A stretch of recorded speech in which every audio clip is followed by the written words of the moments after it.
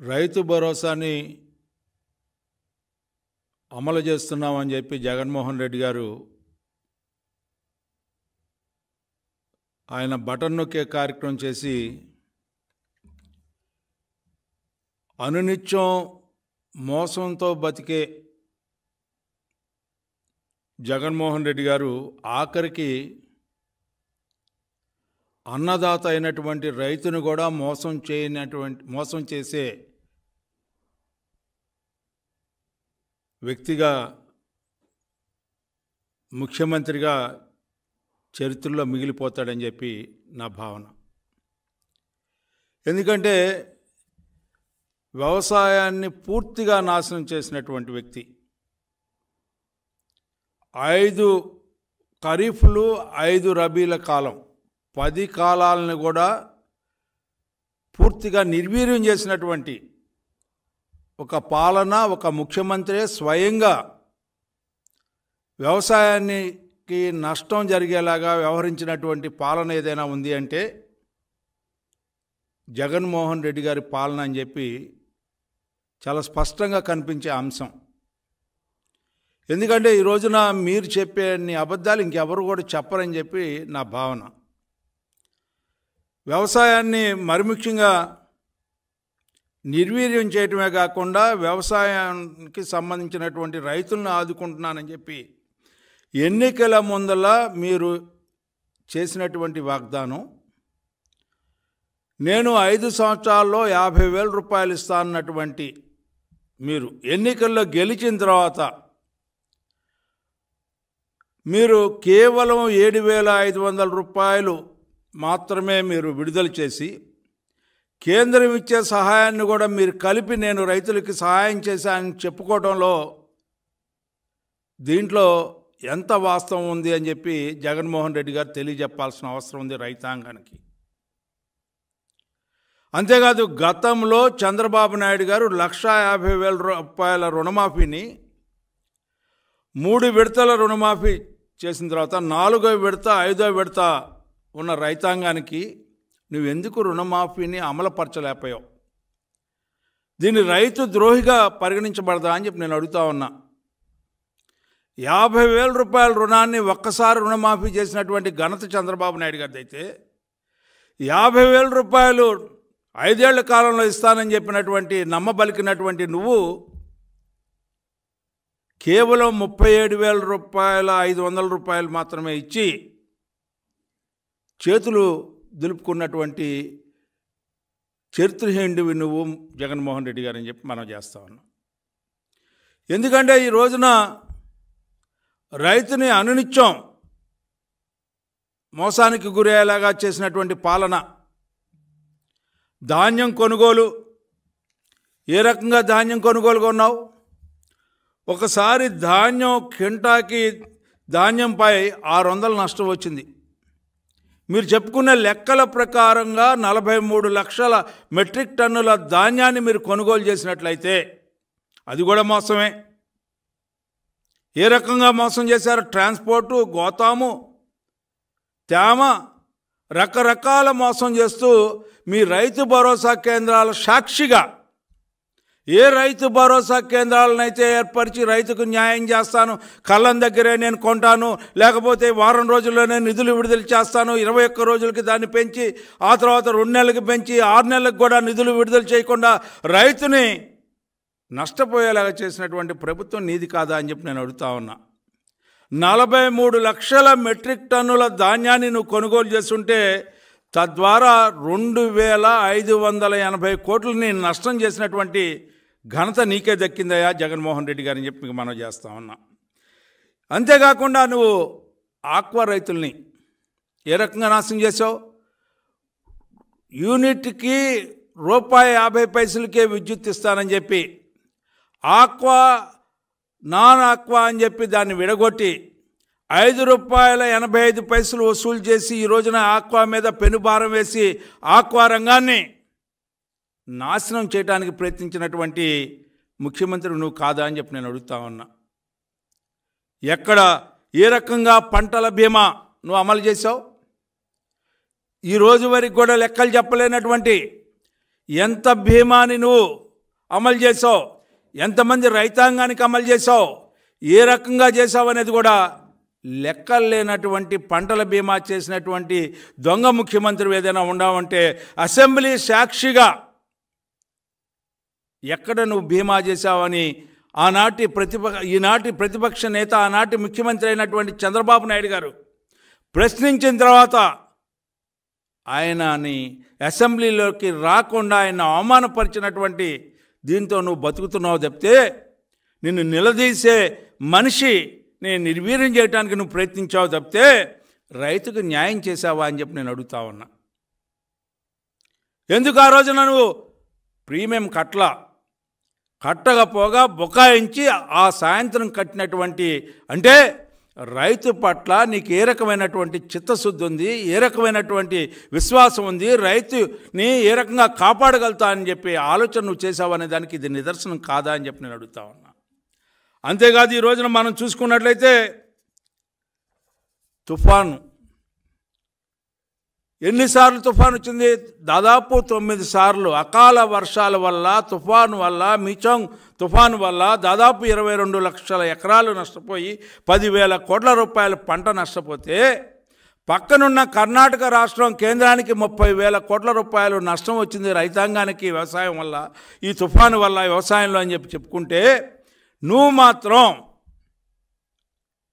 700 కోట్ల రూపాయలు మాత్రమే నష్టం వచ్చిందని చెప్పినటువంటి, అంటే ఎందుకు నువ్వు కేంద్రానికి అంత దాసోహం అయ్యావో నాకైతే అర్థం కాలేదు. కానీ ఇక్కడ రైతుల్ని నష్టపెట్టినటువంటి వ్యక్తివి. రైతుల ఆత్మహత్యలు ఎందుకు జరుగుతూ ఉన్నాయి ఈ రాష్ట్రంలో? ఈ రోజున 2వ స్థానంలోనూ కౌలు రైతులు 3వ స్థానంలో దాదాపు 4,000 మంది రైతులు ఆత్మహత్య జరగడానికి కారణం నీ ప్రభుత్వం యొక్క పరిపాలనా విధానం కాదా, నీ యొక్క విధానం కాదా అని చెప్పి నేను అడుగుతా ఉన్నా. ఈ రోజున రైతుల యొక్క ఆత్మహత్యలు ఈ రోజున చెప్పుకోవాలంటే అవి ప్రభుత్వ హత్యలుగా పరిగణించాల్సినటువంటి అవసరం ఉందని చెప్పి నేను భావిస్తా ఉన్నా. ఆ రకంగా ఈ రోజున ప్రతి అంశంలో కూడా రైతుని నష్టపెడతా ఉన్నారు.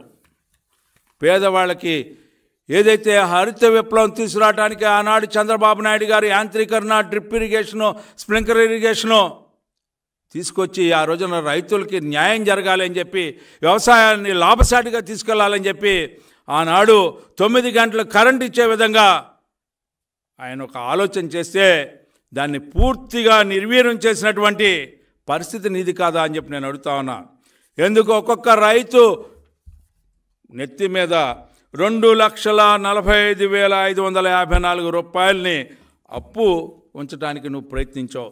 అంతేకాకుండా 1,91,970.26 కోట్ల రుణభారం ఉందని చెప్పి ఆంధ్ర రాష్ట్రంలో రైతులు నెత్తి మీద కేంద్రం చెప్పినటువంటి వాస్తవం మీకు గుర్తు చేస్తా ఉన్నా.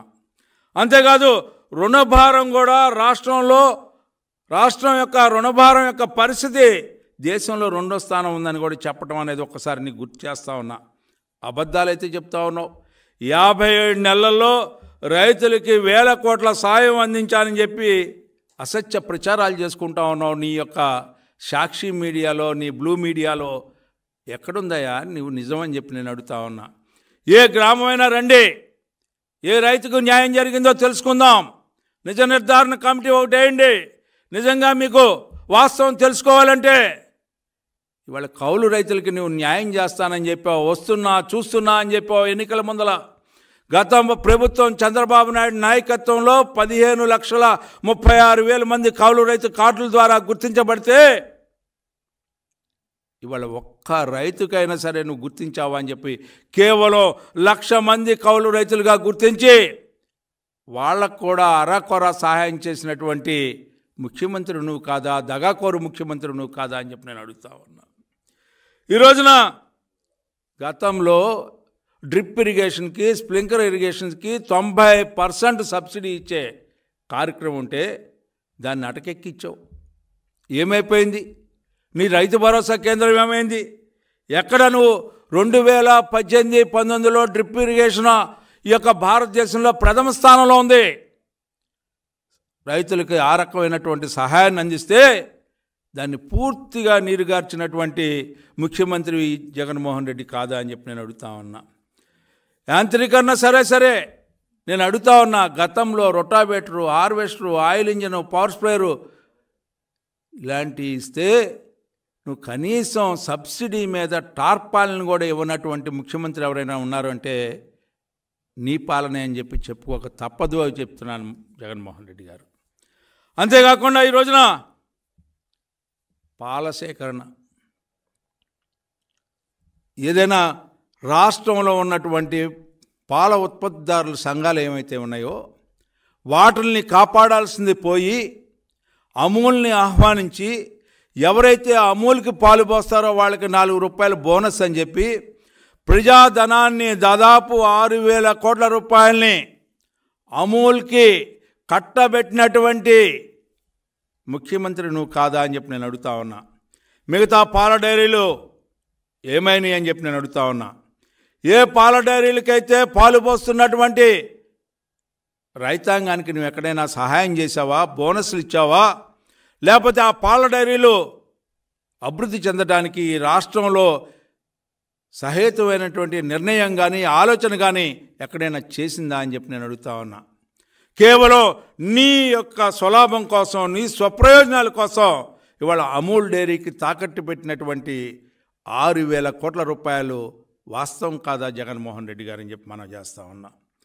ఈ రోజున రైతు కూలీలు వలసపోతూ ఉంటే, ఈ రోజున కరువుకి 400 మండలాలు కరువు ఉంటే కేవలం 100 మండలాలు మాత్రమే కరువు అని చెప్పి ప్రకటించినటువంటి దుర్మార్గ ప్రభుత్వం నీ ప్రభుత్వం కాదా అని చెప్పి నేను అడుగుతా ఉన్నాను. ఈ రోజున సాగు చేయటానికి నీరు ఎంత అవసరమో తెలుసు. జీవనాడైనటువంటి పోలవరాన్ని ఏం చేశావని చెప్పి నేను అడుగుతా ఉన్నా. రివర్స్ టెండర్ అని చెప్పి నాశనం చేసినటువంటి ఈ రోజున ఒక మహా ప్రాజెక్ట్ని చంద్రబాబు నాయుడు గారి కళల యొక్క సాకారం దేవున్న భయంతో రివర్స్ టెండర్ ద్వారా పోలవరాన్ని మట్టుబెట్టినటువంటి దుర్మార్గుడివి నువ్వు కాదా అని చెప్పి నేను అడుగుతా ఉన్నా. అదే సందర్భంలో పట్టిసీమ ఈ ప్రాంతానికి రాకపోయినట్లయితే, అదే పట్టిసీమ ద్వారా ఈనాడు గోదావరి జలాల్ని మరలించకపోయినట్లయితే ఈ ప్రాంతం అంతా కూడా మరో పాలమూరుగా మారే పరిస్థితి నుంచి తప్పించినటువంటి అపర భగీరథుడు చంద్రబాబు అయితే, ఈనాడు నువ్వు పోలవరాన్ని అయినటువంటి జీవనాడిని, ప్రజల జీవనాడిని ఈ రోజున పూర్తిగా నాశనం చేసినటువంటి ముఖ్యమంత్రివి నువ్వు కాదా అని చెప్పి నేను అడుగుతా ఉన్నా. ఏమి న్యాయం చేసావు రైతాంగానికి? ఏ రకంగా నువ్వు ఆదుకున్నావు? కరువు తాండవిస్తా ఉన్నా కూడా కరువు సాయం ప్రకటించలేనటువంటి అసమర్థ ముఖ్యమంత్రి నువ్వు కాదా అని చెప్పి నేను అడుగుతా ఉన్నా. ఆ రోజున చంద్రన్న పాలనలో కరువుని తుదముట్టించడానికి ట్రాక్టర్లతో నీటి సరఫరా చేసి రెయిన్ గన్లతో పంటలని నాశనం కాకుండా కాపాడటానికి ప్రయత్నిస్తే నువ్వు ఎక్కడైనా సరే ఈ రోజున 31 లక్షల ఎకరాల సేద్యం తగ్గింది అంటే సిగ్గుపడాల్సిన అవసరం లేదా అని చెప్పి నేను అడుగుతా ఉన్నా. ఈ రాష్ట్రంలో 82 లక్షల ఎకరాలు ఉంటే ఈనాడు నువ్వు ఇస్తుంది ఎంత? కేవలం 52 లక్షలకు మాత్రమే రైతు భరోసా ఇస్తూ 30 లక్షల మంది రైతాంగానికి రైతు భరోసా దక్కకుండా చేసినటువంటి దుర్మార్గపు ముఖ్యమంత్రి నువ్వు కాదా అని చెప్పి నేను అడుగుతా ఉన్నా. ఏమిటి నువ్వు చేసినటువంటి న్యాయం ఈ రాష్ట్రానికి, రాష్ట్రంలో ఉన్న రైతాంగానికి, వ్యవసాయాన్ని ఏ రకంగా అభివృద్ధి చేయడానికి నువ్వు ప్రయత్నించావు? ఒక్క మొక్క చెప్పినట్లయితే నేను సంతోషపడేవాడిని.